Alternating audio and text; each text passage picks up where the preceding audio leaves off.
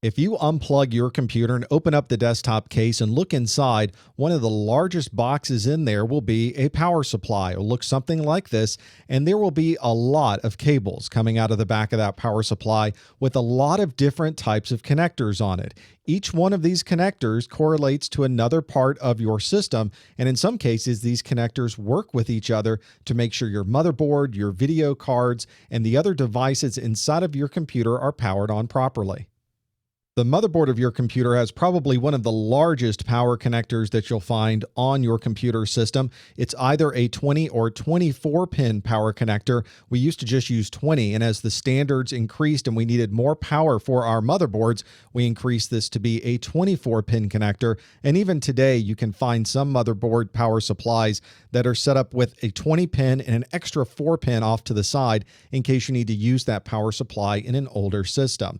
There are many different voltages going through this particular power connector, and it's very, very easy to find it on your motherboard. If you look at all the connections on your motherboard for your CPU and your memory and your adapter cards, you'll see a really large 20 or 24 pin connector right on the motherboard. It is one of the biggest connectors on that device. Very, very easy to find, and that is where you would simply plug in that connection directly from your power supply right into the motherboard. One of the most common power connection types is this 4-pin power connection that we call a Molex connection. The name Molex actually refers to the manufacturer of this particular connection. Molex is a very large organization that makes many, many different types of connections, but because this is the type that we found inside of our computers, it now has this moniker of the Molex connector. And what we're really talking about is this 4-pin power connector. You can see that it is slanted on one side of it so that it can only fit into a power connection that is exactly that size. And generally, you're using this to power types of peripherals inside of your computer case, storage devices, CD-ROMs and DVD-ROMs, maybe fans might be connected to these. We would be using these because they're such a very common connection type for power inside of the computer case.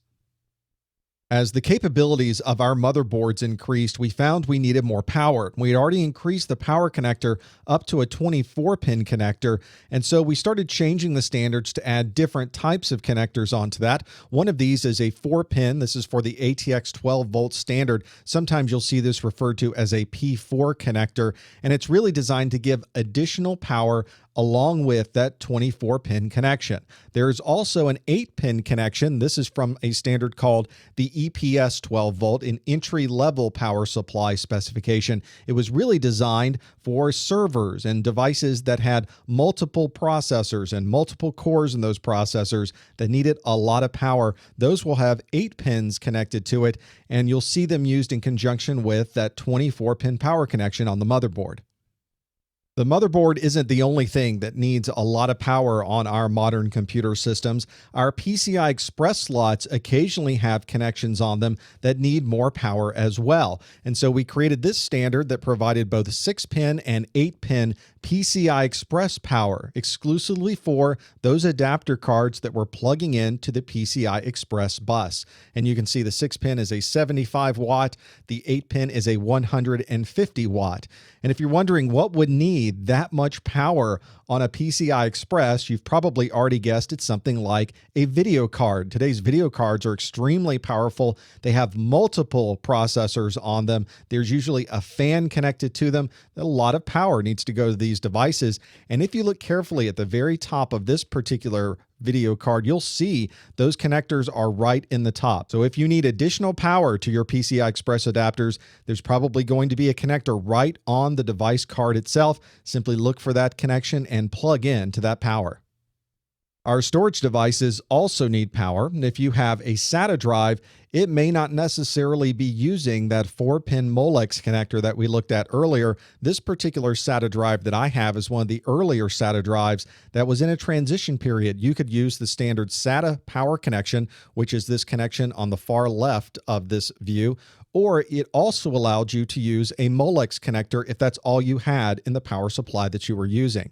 Today, the newest SATA drives generally only have that single SATA power connection. And you can see it is a very specific kind of connector. There's nothing else on your computer that's going to be using this. And if you do have an older power supply that does have that Molex connector, you might want to get something like this device that will take any Molex connection coming in and convert it into this SATA power so that you can then power your hard drive.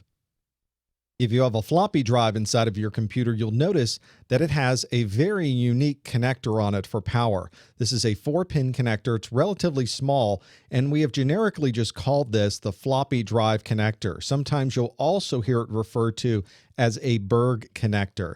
If we were to compare, for instance, here's a CD-ROM drive and the big Molex connector that's on it, notice that the power for the floppy drive, much smaller, very diminutive in comparison. Let's zoom up on that and have a look. It's just this small 4-pin connection. It does have a key on it with this connection on it, so you can only plug the power in a certain way.